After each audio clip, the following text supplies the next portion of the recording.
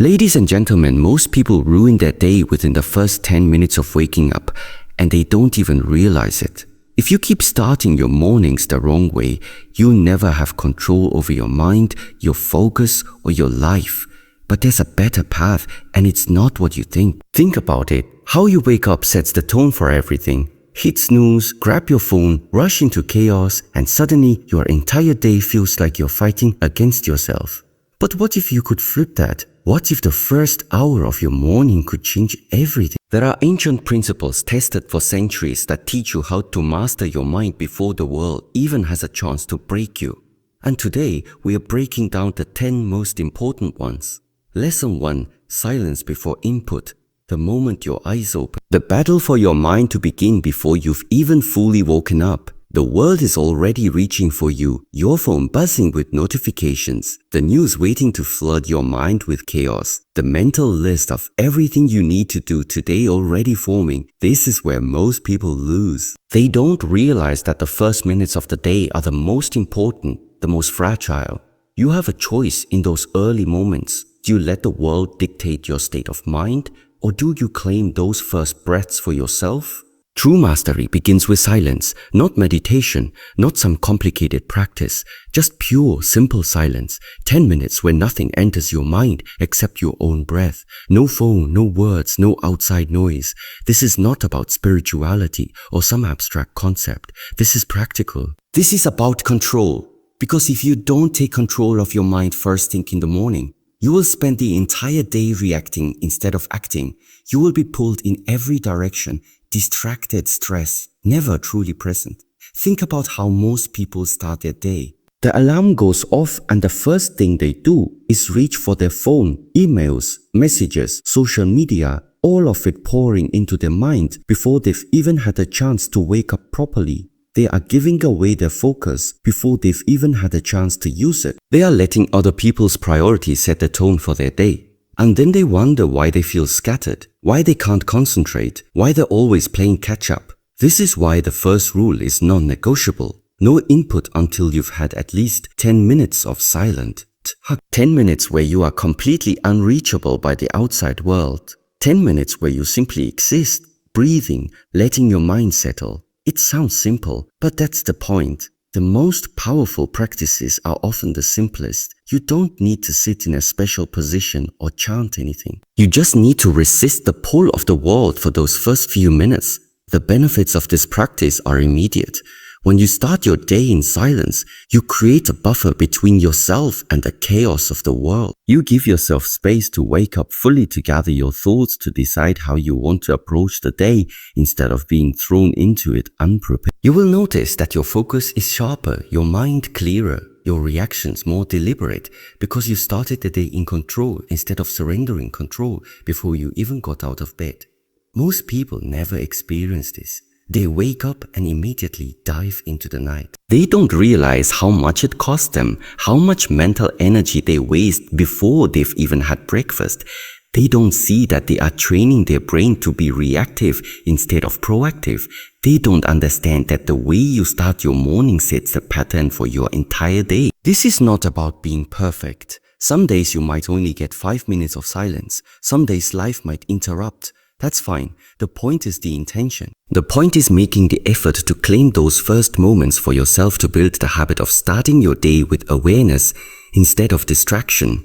Over time, this small practice changes everything. It rewires how you approach your day, how you handle stress, how you interact with the world. The world will always be loud. It will always demand your attention. But you don't have to give it away so easily. Those first minutes of the day are yours. Guard them. Use them well, because how you start determines how you finish. Lesson 2. Move with purpose. Your body is not separate from your mind. They are connected in ways most people never consider. When you wake up, your body is stiff, your energy low, your movement slow. If you don't do anything about this, your mind will follow the same pattern. You will feel sluggish, unfocused, unmotivated. This is why movement is not optional in the morning. It is essential. This isn't about working out. This isn't about burning calories or building muscle. This is about waking up your entire system, body and mind so that you are fully present, fully alive, fully in control. Most people roll out of bed and stumble straight into their day. They don't move unless they have, and then they wonder why they feel tired by mid-morning, why their focus drifts, why they lack energy. The solution is simple. Move with purpose. Stretch, walk shadow box. Do anything that gets your blood flowing, that reminds your body it is alive. It doesn't need to be long. 5 minutes is enough, but it needs to be intentional. This is not about going through the motion. This is about signaling to your brain that you are awake, that you are taking charge, that you are ready. Think about how animals wake up in nature. They don't lie in bed scrolling through their phones. They stretch, they move, they prepare themselves for the day. Humans have forgotten this instinct. We wake up and immediately sit still in cars, at desks, in meeting. We ignore the natural need for movement, and then we wonder why we feel so disconnected from our own energy. When you move in the morning, you are not just waking up your body. You are waking up your mind. You are telling your nervous system that it's time to shift from rest to action. You are creating momentum that carries you through the day. People who move in the morning have better focus, better mood, better energy. This isn't speculation, it's science. Movement releases chemicals in your brain that make you feel alert, motivated, alive. But here's the key, it must be purposeful. Wandering around your house half awake doesn't count. Checking your phone while you stretch doesn't count. This is not multitasking time. This is time to be fully in your body, to feel your muscles waking up, to notice your breath, to shake off the stiffness of sleep. It doesn't need to be complicated. Stand up tall. Reach your arms overhead. Take a deep breath. Walk outside and feel the air on your skin. Move in a way that feels good, that reminds you what it means to be alive. Most people never do this. They wake up and immediately surrender to gravity, slouching, shuffling, carrying sleep with them for hours. They don't realize how much it costs them. Because when you start your day without movement, you are starting at a disadvantage. You are fighting against your own body's inertia. Movement changes that it shifts you from passive to active.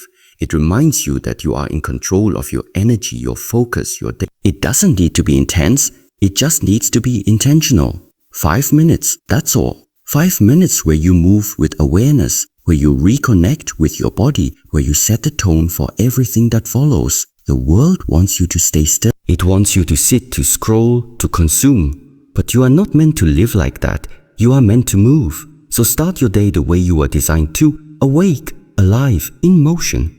Your mind will thank you. Your body will thank you. And your day will unfold with a clarity and energy most people never experience. In this space between sleep and full wakefulness, you have a rare opportunity. Most people waste this moment. They reach for their phones. They check emails. They immediately surrender their attention to whatever the world throws at them. But there's another way, a better way. Ask yourself this question while your mind is still clear from sleep. What is the one thing I must do today to feel at peace? Not the 10 things on your to-do list. Not what your boss expects. Not what social media tells you is important. Just one thing. The thing that matters most. The thing that if you accomplished nothing else today would still make the day worthwhile. This practice seems simple, yet it's profoundly powerful. Most people never decide what's truly important. They let circumstances decide for they respond to emails instead of writing that book chapter. They attend unnecessary meetings instead of having that important conversation with their partner. They scroll through social media instead of working on their health. Days become weeks, weeks become months, and suddenly they wonder why they feel so far from where they wanted to be. When you define your focus first thing in the morning, you take control of your day before your day takes control of you. You establish what matters most before the world starts shouting its endless demands. This isn't about productivity hacks or time management tricks. This is about remembering who you are and what matters to you before the world tries to make you forget.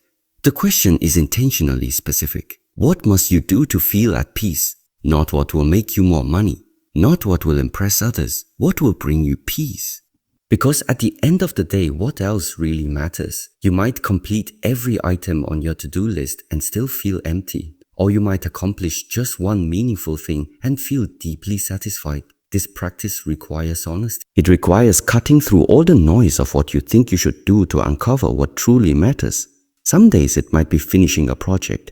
Other days it might be calling an old friend. Sometimes it's as simple as taking a long walk or cooking a good meal. The content doesn't matter as much as the process of asking the question and listening for the answer. Most people never ask themselves this question. They wake up and immediately start reacting. They check their calendars and to-do lists without ever considering whether those things align with what truly matters to them. They spend their days putting out fires instead of building what they care about. Then they wonder why they feel so scattered, so unfulfilled. When you start your day by defining your focus, something remarkable happens. The unimportant things start to fall away. You find yourself saying no to distractions more easily. You begin to recognize when you're spending time on things that don't align with what matters most. This single question asked consistently can transform not just your days but your entire life. The key is to ask it first thing when your mind is still clear from sleep, before you check your phone, before you talk to anyone. In those quiet morning moments, you have access to a deeper wisdom that gets drowned out by the noise of the day. That's why this practice must happen early. Once the world gets its hooks into you, it becomes much harder to hear your own truth. Some mornings, the answer will come easily. Other mornings, you might struggle. That's okay. The struggle is part of the process. It means you're cutting through layers of conditioning and expectation to find what's real. Even on days when the answer isn't perfectly clear, the act of asking the question sets your mind on the right path. This isn't about creating more pressure. It's not another item to add to your already full plate. It's actually the opposite. It's about simplification, about cutting through the clutter to find the essential. Most of us are carrying far more than we need to. This practice helps lighten the load. Imagine ending each day knowing you did the one thing that mattered most. Imagine going to sleep with that quiet satisfaction. This is possible. It starts with a simple question asked each morning. What is the one thing I must do today to feel at peace? The answer might surprise you. It might change from day to day. That's exactly the point. The world will try to define success for you. It will try to tell you what matters. But only you know what truly brings you peace. Only you can decide what makes a day well lived. So claim that power each morning before the world gets its chance to distract you. Ask the question that matters most. Then let that answer guide your day. Lesson 4. Cold exposure. There is a moment, a split second, when the cold water first touches your skin. In that moment, every fiber of your being resists. Your muscles tense, your breath catches, your mind screams to stop. This is the moment that matters. This is where growth happens. Cold exposure isn't about punishment. It's not about proving how tough you are. It's much simpler than that. It's about learning to stay present in discomfort. It's about remembering that you can handle more than you think. Most people spend their lives avoiding discomfort of any kind. They choose the path of least resistance at every turn. Then they wonder why they feel so fragile, so easily shaken by life's inevitable challenges. When you expose yourself to controlled discomfort first thing in the morning, whether it's a cold shower, splashing your face with icy water, or simply stepping outside in minimal clothing, you're training for life. You're reminding your nervous system that discomfort isn't danger, that you can handle it, that you can even learn from it. The benefits go far beyond physical resilience. Yes, cold exposure boosts circulation and immunity, but more importantly, it strengthens your mind. Each time you choose to stay present in that initial shock of cold, you're building mental muscle. You're practicing the art of observing discomfort without being ruled by it. This skill transfers to every area of life. Think about how most people start their day. They linger in warm bed. They take hot showers. They wrap themselves in comfort from the moment they wake up. There's nothing wrong with comfort. But when we never challenge ourselves, we become soft. Not just physically, but mentally and emotionally. We start expecting life to be easy. Then when difficulties arise, as they always do, we are unprepared. Cold exposure changes this equation. It's a daily reminder that you're capable of handling discomfort, that you can breathe through challenging moments. That initial shock of a cold is like a microcosm of all life's difficulty. The job interview, the difficult conversation, the personal setback. When you practice staying present with a cold, you're training yourself to stay present through all of life's challenges. This isn't about enduring extreme conditions. It's not about pushing yourself to dangerous limits. It's about the mild to moderate discomfort that comes from stepping slightly outside your comfort zone. A 30-second cold shower, a minute of breathing in crisp morning air. These small challenges repeated daily create profound changes in how you approach life. Most people never experience this. They avoid discomfort at all costs. They build their entire lives around being comfortable. Then when unavoidable discomfort comes, as it always does, they're completely unprepared. They panic. They resist. They suffer far more than necessary. When you make cold exposure part of your morning routine, something interesting happens. You start to notice other areas where you've been avoiding discomfort. Maybe it's that difficult conversation you've been putting off. Maybe it's the creative project that feels intimidating. The practice with physical discomfort makes it easier to face emotional and psychological discomfort too. There's also a beautiful simplicity to cold exposure. Unlike so many modern wellness practices that require special equipment or complicated routines, this is refreshingly straightforward.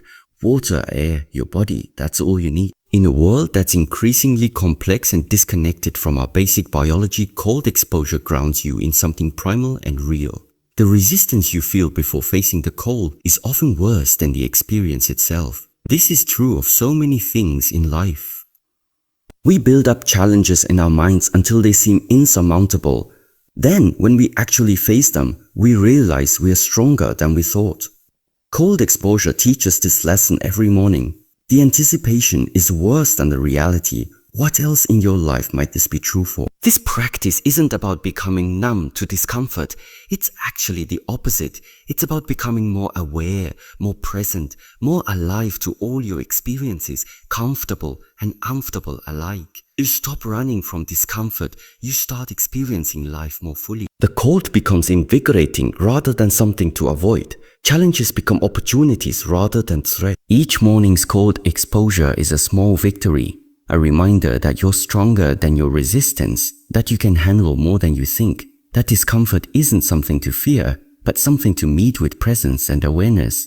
These lessons repeated daily change how you approach everything. The world wants you to stay comfortable, to avoid anything challenging, to seek only pleasure and ease. But there's another way. A way that embraces the full spectrum of human experience, that recognizes discomforts as a teacher rather than an enemy. Cold exposure is your daily reminder of this truth, a simple practice with profound implications for how you live your life. Lesson 5. Write, don't think. The moment consciousness returns each morning, the mind begins its relentless chat. Before you've even opened your eyes, thoughts begin swirling. Yesterday's unfinished business, today's looming obligations, fragments of dreams, random worries that seem to multiply in the dark. Most people allow this mental noise to follow them through their morning routine, contaminating their first hours with unnecessary stress and distraction.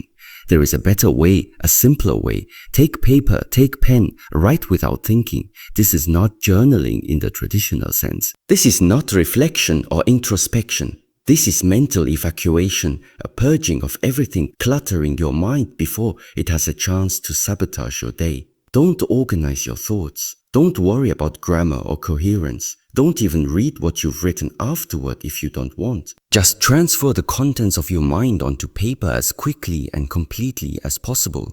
There is profound power in this simple act. When thoughts remain trapped in your head, they circle endlessly, gaining imaginary weight and importance. The same worry that seems overwhelming at 6:00 a.m. often appears trivial when seen in ink on paper. The mental loops we get stuck in, replaying conversations, anticipating problems, creating fictional scenarios, lose much of their power when externalized. Writing everything down creates space in your mind for what actually matters. Most people never do this. They carry their mental clutter with them through breakfast, through their commute, through their first hours at work. They wonder why they feel distracted, why they can't focus, why small things irritate them so easily. They don't realize they're trying to function with a mind already full to bursting before the day has properly begun. This practice works because it honors how the mind actually functions in those first waking hours. The early morning consciousness is fluid, not yet hardened into the rigid patterns of daytime thinking. Trying to organize your thoughts at this time is like trying to herd cat. Better to let them all out at once, to empty the mind completely, than to struggle futilely against the tide. You'll notice something interesting after doing this for a few days. The same thoughts, the same worries, the same old phrases keep showing up, morning after morning, almost like a broken record playing in the background of your life. At first you might feel surprised or even frustrated. Why am I still thinking about this? Why won't it leave me alone? But as you keep writing them down, as you give these thoughts a place to land outside your head, something powerful begins to happen. You start to see the patterns. Seeing them on paper makes you realize how often the same fears recycle themselves, how the same doubts wear different disguises but carry the same tired script. What once felt urgent and overwhelming begins to look almost predictable. You recognize that much of what keeps you anxious or restless isn't new at all. It's just the same mental static on repeat, a habit of thinking rather than a reflection of reality. This is where clarity begins to take shape. When you see your thoughts lined up in front of you, you can start separating what truly matters from what doesn't deserve your energy. Some concerns stand out as legitimate signals, things you need to address, decisions you need to make, conversations you need to have. But many others reveal themselves as noise, stories your mind tells because it has nothing better to do, because it learned long ago to fill the silence with worry. And here's the surprising part. Once you see the noise for what it is, it starts losing its power over. A thought that lived only in your head can feel enormous, like it controls your entire mood. But a thought you've written down sits still. It doesn't chase you around. It doesn't demand you believe it. It's just ink on paper now, and you get to decide what to do with it. Over time, this practice builds a kind of inner filter. You stop reacting to every anxious idea as if it were a command. You learn to notice which thoughts arise again and again yet never lead anywhere useful. These are the mental loops, the background static you can gently release instead of carrying into your day. And with that release comes space for new ideas, for creative solutions, for calm and clarity that weren't possible when your mind was crowded with the same recycled worries. That's the quiet gift of this habit. It doesn't erase all your concerns overnight, but it teaches you to see clearly, to stop believing every thought that crosses your mind, and to choose with intention where your energy goes.